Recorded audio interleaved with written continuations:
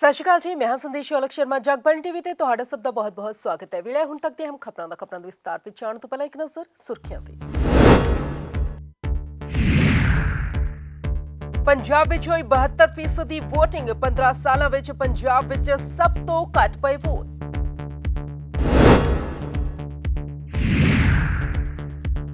ਬਿਜਲੀ ਕਰਮਚਾਰੀਆਂ ਨੇ 3 ਦਿਨਾਂ ਦੀ ਹੜਤਾਲ ਦਾ ਕੀਤਾ ਐਲਾਨ। सोमवार रात 12 बजे तो शुरू होगी हड़ताल। 24 फरवरी रात 12 बजे तक चलेगी।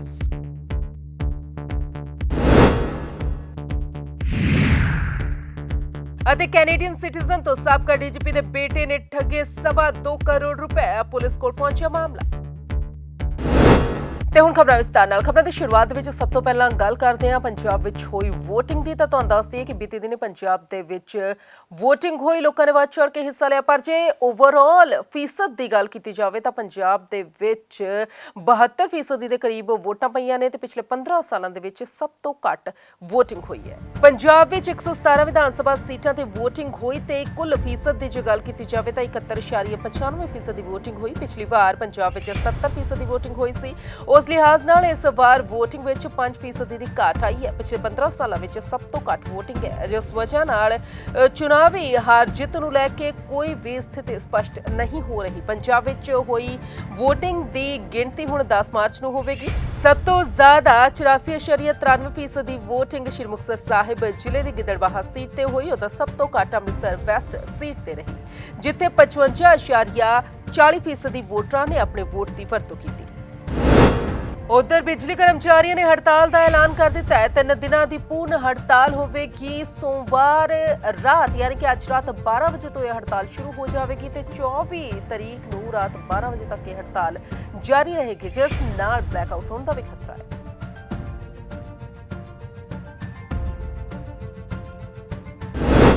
उधर ठगी का एक होर मामला चंडीगढ़ ਦੇ ਵਿੱਚ ਸਾਹਮਣੇ ਆਇਆ। ਇੱਥੇ ਇੱਕ ਕੈਨੇਡੀਅਨ ਸਿਟੀਜ਼ਨ ਦੇ ਨਾਲ ਠੱਗੀ ਹੋਈ ਹੈ। ਕਰੋੜਾਂ ਦੀ ਠੱਗੀ ਦਾ ਇਹ ਮਾਮਲਾ ਹੈ ਤੇ ਠੱਗੀ ਕਰਨ ਵਾਲਾ ਵਿਅਕਤੀ ਹੈ ਜੋ ਉਸ ਸਾਬਕਾ ਡੀਜੀਪੀ ਦਾ ਬੇਟਾ ਦੱਸਿਆ ਜਾ ਰਿਹਾ ਹੈਗਾ।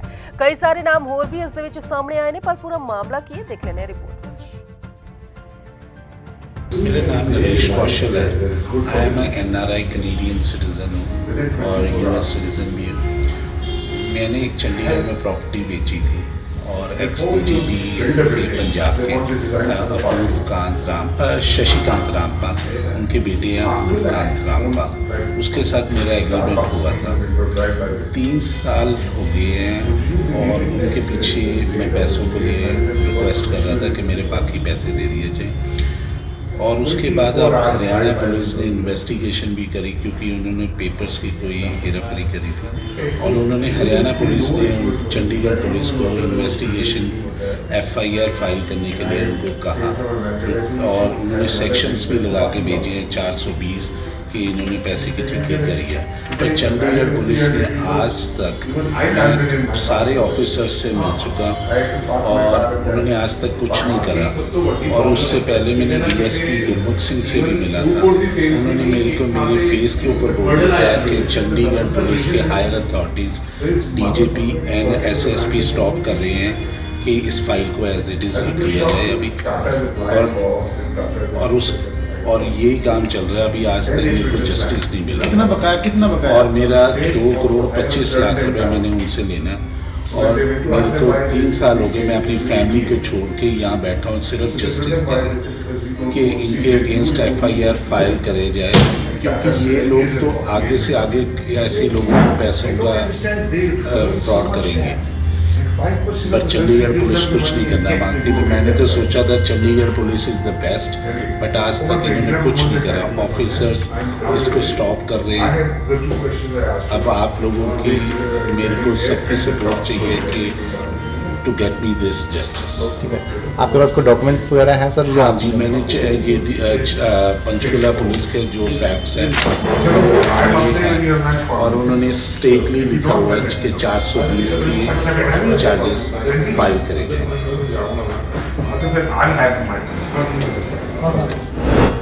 ਪੰਜਾਬ ਦੇ ਵਿੱਚ ਨਸ਼ਾ ਸਭ ਤੋਂ ਵੱਡਾ ਮੁੱਦਾ ਹੈ। ਸਾਰੀਆਂ ਹੀ ਰਾਜਨੀਤਿਕ ਪਾਰਟੀਆਂ ਵੱਲੋਂ ਇਸ ਮੁੱਦੇ ਨੂੰ ਚੱਕਿਆ ਵੀ ਜਾਂਦਾ ਹੈ, ਪਰ ਕੋਈ ਸਟੀਕ ਜਵਾਬ ਇਸ ਦਾ ਨਹੀਂ ਮਿਲਦਾ। ਤਾਂ ਤੁਹਾਨੂੰ ਦੱਸ ਦਈਏ ਕਿ ਪੀਜੀਆਈ ਵੱਲੋਂ ਇੱਕ ਰੋਡ ਮੈਪ ਤਿਆਰ ਕੀਤਾ ਗਿਆ ਹੈ ਤੇ ਪੀਜੀਆਈ ਵੱਲੋਂ ਕਿਹਾ ਗਿਆ ਹੈ ਕਿ ਜੇਕਰ ਸਰਕਾਰ ਇਸ ਤੇ ਕੰਮ ਕਰਦੀ ਹੈ ਤਾਂ हल ਜ਼रूर मिलेगा।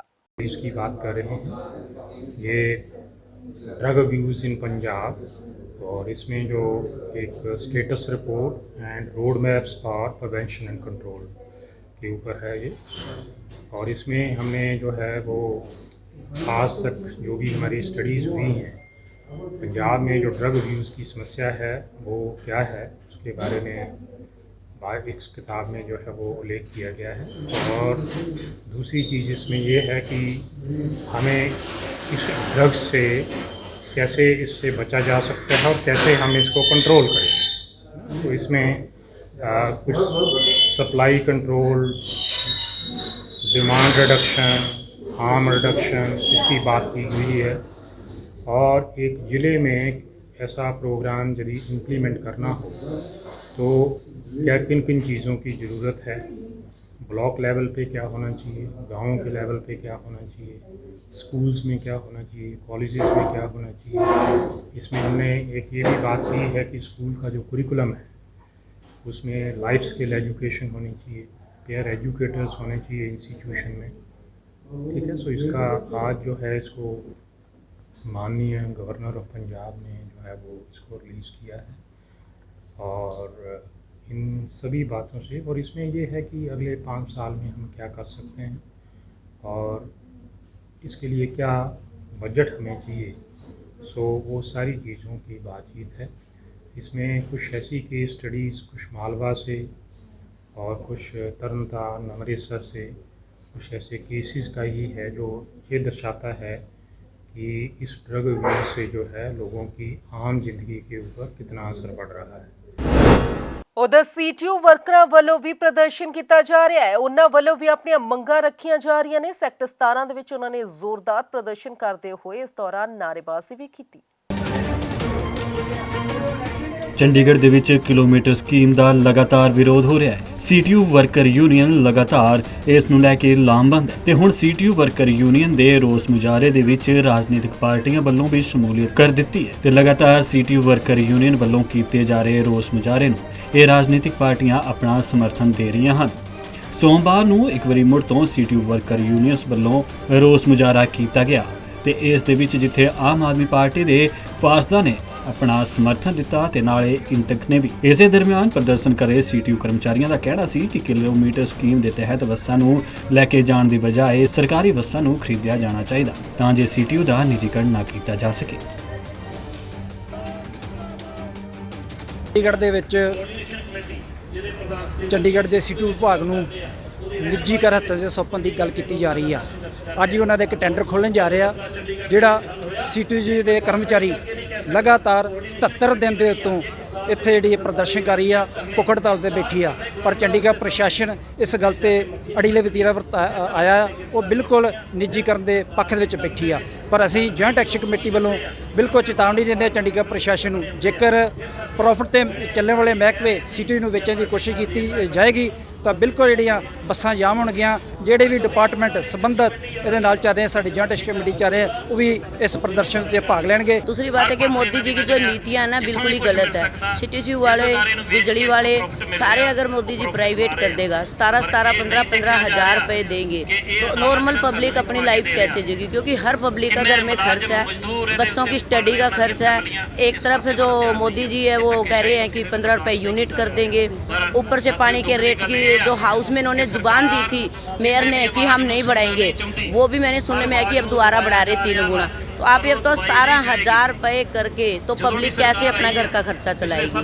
आपको सबको पता है, क्योंकि मोदी जो भगत है वो अंधे हो चुके हैं, उनको और कुछ नहीं दिखता है, सिर्फ और सिर्फ अपना स्वार्थ दिखता है। और जो अबानी और अडानी दिखते हैं कि सारे जो चंडीगढ़ है पूरा जो उनके हवाले कर दे। देखो जी बड़ा बड़ा धक्का केंद्र सरकार की मुद्रीकरण की ਤੇ ਨਿੱਜੀਕਰਨ ਦੀ ਜਿਹੜੀ ਨੀਤੀ ਆ ਉਹਦੇ ਤਹਿਤ ਹਿੰਦੁਸਤਾਨ ਦੇ ਵਿੱਚ ਸਾਰੇ ਪਬਲਿਕ ਸੈਕਟਰ ਨੂੰ ਵੇਚਿਆ ਜਾ ਰਿਹਾ। ਇਸ ਸਰਕਾਰ ਨੇ ਪਿਛਲੇ 7 ਸਾਲਾਂ ਵਿੱਚ ਇੱਕ ਵੀ ਪਬਲਿਕ ਸੈਕਟਰ ਨੂੰ ਉਸਾਰਿਆ ਨਹੀਂ ਆ, ਪਰ ਜਿਹੜੇ ਪਿਛਲੇ 70 ਸਾਲ 'ਚ ਪਬਲਿਕ ਸੈਕਟਰ ਉਸਰਿਆ ਹਿੰਦੁਸਤਾਨ ਦੇ ਵਿੱਚ, ਲੋਕਾਂ ਦੀ ਗਾੜੀ ਖੂਨ ਪਸੀਨੇ ਦੀ ਮਿਹਨਤ ਦੇ ਨਾਲ ਜਿਹੜਾ ਪਬਲਿਕ ਸੈਕਟਰ ਜਿਹੜਾ ਉਸਾਰਿਆ ਲੋਕਾਂ ਨੇ, ਉਹਨੂੰ ਇਹ ਸਰਕਾਰ ਧੜਾ ਧੜ ਵੇਚਣ ਜਾ ਰਹੀ ਹੈ। ਚੰਡੀਗੜ੍ਹ ਦੇ ਵਿੱਚ ਸਭ ਤੋਂ ਪਹਿਲਾਂ ਗਵਰਨਮੈਂਟ ਪ੍ਰੈਸ ਨੂੰ ਇਹਨਾਂ ਨੇ ਖਤਮ ਕੀਤਾ, ਫਿਰ ਬਿਜਲੀ ਨੂੰ ਪ੍ਰਾਈਵੇਟ ਹੱਥਾਂ 'ਚ ਵੇਚਣ ਵਾਸਤੇ ਉਹਨੂੰ ਵੇਚ ਦਿੱਤਾ ਗਿਆ ਇੱਕ ਕਿਸਮ ਦਾ। ਦੂਸਰਾ ਹੁਣ CTU ਜਿਹੜਾ ਕਿ ਲੋਕਾਂ ਨੂੰ ਸੇਵਾ ਦੇਣ ਵਾਲਾ ਅਦਾਰਾ, ਉਹਨੂੰ ਵੀ ਕਿਲੋਮੀਟਰ ਸਕੀਮ ਦੇ ਤਹਿਤ ਪ੍ਰਾਈਵੇਟ ਬੱਸਾਂ ਪਾ ਕੇ ਉਹਨੂੰ ਵੀ ਨਿੱਜੀਕਰਨ ਕੀਤਾ ਜਾ ਰਿਹਾ। ਦੱਸ ਦਈਏ ਕਿ ਕਿਲੋਮੀਟਰ ਸਕੀਮ ਦੇ ਖਿਲਾਫ ਲਗਾਤਾਰ ਸੀਟੀਯੂ ਵਰਕਰ ਯੂਨੀਅਨ ਪਿਛਲੇ 77 ਦਿਨਾਂ ਤੋਂ ਰੋਸ ਮੁਜ਼ਾਹਰਾ ਕਰ ਰਹੀ ਹੈ ਤੇ ਸੀਟੀਯੂ ਦੇ ਕਈ ਕਰਮਚਾਰੀ ਭੁੱਖ ਹੜਤਾਲ ਤੇ ਵੀ ਬੈਠੇ ਹੋਏ ਹਨ। ਪਰ ਹੁਣ ਵੇਖਣ ਵਾਲੀ ਗੱਲ ਹੋਏਗੀ ਕਿ ਇਸ ਸੰਬੰਧ ਦੇ ਵਿੱਚ ਪ੍ਰਸ਼ਾਸਨ ਆਉਂਦੇ ਦਿਨਾਂ ਦੇ ਵਿੱਚ ਕੀ ਕਦਮ ਚੁੱਕਦਾ ਹੈ। ਜਗਬਾਣੀ ਟੀਵੀ ਲਈ ਚੰਡੀਗੜ੍ਹ ਤੋਂ ਕੁਲਦੀਪ ਕੁਮਾਰ ਦੀ ਰਿਪੋਰਟ। ਜਿੱਥੇ ਇੱਕ ਪਾਸੇ ਸੀਟੀਯੂ ਕਰਮਚਾਰੀਆਂ ਵੱਲੋਂ ਪ੍ਰਦਰਸ਼ਨ ਕੀਤਾ ਜਾ ਰਿਹਾ ਤਾਂ ਉੱਥੇ ਹੀ ਸਫਾਈ ਕਰਮਚਾਰੀਆਂ ਵੱਲੋਂ ਵੀ 15 ਦਿਨ ਦਾ ਅਲਟੀਮੇਟਮ ਪ੍ਰਸ਼ਾਸਨ ਨੂੰ ਦੇ ਦਿੱਤਾ ਗਿਆ ਹੈ। ਉਹਨਾਂ ਦਾ ਕਹਿਣਾ ਹੈ ਕਿ ਉਹ ਵਾਰ-ਵਾਰ ਆਪਣੀਆਂ ਮੰਗਾਂ ਪ੍ਰਸ਼ਾਸਨ ਦੇ ਅੱਗੇ ਰੱਖਦੇ ਨੇ, ਪਰ ਪ੍ਰਸ਼ਾਸਨ ਉਸ ਨੂੰ ਨਜ਼ਰਅੰਦਾਜ਼ ਕਰ ਦਿੰਦਾ ਹੈ। ਹੁਣ ਉਹਨਾਂ ਦਾ ਕਹਿਣਾ ਹੈ ਕਿ ਜੇਕਰ 15 ਦਿਨਾਂ ਦੇ ਵਿੱਚ ਉਹਨਾਂ ਦੀਆਂ ਮੰਗਾਂ ਨੂੰ ਨਾ ਮੰਨਿਆ ਗਿਆ ਤਾਂ ਉਹ ਲੋਕਾਂ ਦੇ ਘਰਾਂ ਦੇ ਵਿੱਚੋਂ ਕੂੜਾ ਚੁੱਕਣਾ ਬੰਦ ਕਰ देंगे। नोटिस दिया नगर निगम के अधिकारी, जो कमिश्नर हैं, होम सेक्रेटरी है, एडवाइज़र है, यहाँ के प्रशासक को हम लोगों ने नोटिस दिया है भाई सफाई कर्मचारी की जो जायज़ डिमांडें हैं वो आप लोगों को करनी चाहिए, क्योंकि 9-10 महीने से मैं इलेक्टेड प्रेसिडेंट हूँ। बार बार मैंने सरकार से मांग की है भाई इन लोगों को परमानेंट किया जाए। डेथ केस पे डेली वेज के लोग लगे हुए हैं, 14-14 साल हो गए, अभी तक वो पक्के नहीं किए गए। और वीडियो से आए हुए साथी उनको बेसिक पे प्लस DA नहीं दिया गया, और 5% सीलिंग पे भी उन लोगों ने कोई नौकरी नहीं दी 4 सालों में। अगर मेरी डिमांड नहीं मानी गई तो चंडीगढ़ शहर के अंदर ना कूड़ा उठाया जाएगा, और पूरे शहर के अंदर तमाम सफाई कर्मचारी बिल्कुल हड़ताल पे जाएंगे, चाहे जो मर्जी हो जाए। सरकार के साथ ईंट से ईंट बढ़ा देंगे, चाहे सरकार ने अगर बात नहीं मानी हमारी। ਗੁਰਮੀत ਰਾਮ ਰਹੀਮ ਦੇ ਫਰਲੋ ਮਾਮਲੇ ਤੇ ਅੱਜ ਸੁਣਵਾਈ ਹੋਣੀ ਸੀ। ਹਰਿਆਣਾ ਸਰਕਾਰ ਵੱਲੋਂ ਆਪਣਾ ਪੱਖ ਰੱਖਿਆ ਜਾਣਾ ਸੀ, ਪਰ ਹੁਣ ਤੁਹਾਨੂੰ ਦੱਸ ਦਈਏ ਕਿ ਇਹ ਸੁਣਵਾਈ ਅੱਗੇ ਟਾਲ ਦਿੱਤੀ ਗਈ ਹੈ। 23 ਫਰਵਰੀ ਨੂੰ ਹੁਣ ਇਸ ਮਾਮਲੇ ਤੇ ਸੁਣਵਾਈ ਹੋਵੇਗੀ। ਹਰਿਆਣਾ ਸਰਕਾਰ ਵੱਲੋਂ ਗੁਰਮੀਤ ਰਾਮ ਰਹੀਮ ਨੂੰ ਫਰਲੋ ਦੇਣ ਦੇ ਮਾਮਲੇ ਵਿੱਚ Punjab and Haryana high court ਵਿੱਚ ਸੁਣਵਾਈ ਟਾਲ ਦਿੱਤੀ ਗਈ ਹੈ। ਮਾਮਲਾ ਜਸਟਿਸ ਰਾਜਮੋਹਨ ਸਿੰਘ ਦੇ ਬੈਂਚ ਵਿੱਚ ਲੱਗਿਆ ਸੀ। ਕੇਸ ਸੂਚੀ ਵਿੱਚ ਕਾਫੀ ਹੇਠਾਂ ਹੋਣ ਦੇ ਚੱਲਦੇ ਇਸ ਸੁਣਵਾਈ ਨੂੰ ਟਾਲ ਦਿੱਤਾ ਗਿਆ ਹੈ। ਹੁਣ 23 ਫਰਵਰੀ ਨੂੰ ਮਾਮਲੇ ਦੀ ਸੁਣਵਾਈ ਹੋਵੇਗੀ। ਇਸ ਦੇ 4 ਦਿਨ ਬਾਅਦ ਡੇਰਾ ਮੁਖੀ ਦੀ ਫਰਲੋ ਦੀ ਸਮਾਂ ਸੀਮਾ ਹੈ ਜੋ ਉਹ ਖਤਮ ਹੋ ਜਾਵੇਗੀ। ਦਾਇਰ ਯਾਚਿਕਾ ਵਿੱਚ ਇਸ ਫਰਲੋ ਨੂੰ ਰੱਦ ਕਰਨ ਸਮੇਤ ਹੋਰਨਾਂ ਨੂੰ ਮੰਗਾਂ ਨੂੰ ਵੀ ਰੱਖਿਆ ਗਿਆ ਸੀ। ਇਸ ਤੋਂ ਪਹਿਲਾਂ ਹਾਈ ਕੋਰਟ ਜਸਟਿਸ BS ਵਾਲੀਆ ਨੇ ਮਾਮਲੇ ਵਿੱਚ ਹਰਿਆਣਾ ਸਰਕਾਰ ਨੂੰ ਨੋਟਿਸ ਜਾਰੀ ਕਰ ਜਵਾਬ ਮੰਗਿਆ ਸੀ। ਨਾਲ ਹੀ ਫਰਲੋ ਦੇਣ ਸੰਬੰਧੀ ਰਿਕਾਰਡ ਪੇਸ਼ ਕਰਨ ਨੂੰ ਵੀ ਕਿਹਾ ਸੀ। रुख मौसम का कर लेने तो दस दिन कि तापमान की कहता। उस तो पहले तुहानूं ये भी दस दिए कि लगातार गर्मी वधदी ही जा रही है। चिमचमाउंदी धुप है जो गर्मी का एहसास करवा रही है। तापमान की जो गल की जाए तो वध तो वध तापमान 22.9 डिग्री सैल्सियस से घट्टो घट्ट तापमान 8.3 डिग्री सैल्सियस दर्ज किया गया। तो इस बुलेटिन के पास से नहीं फिर होगी मुलाकात। नमस्कार।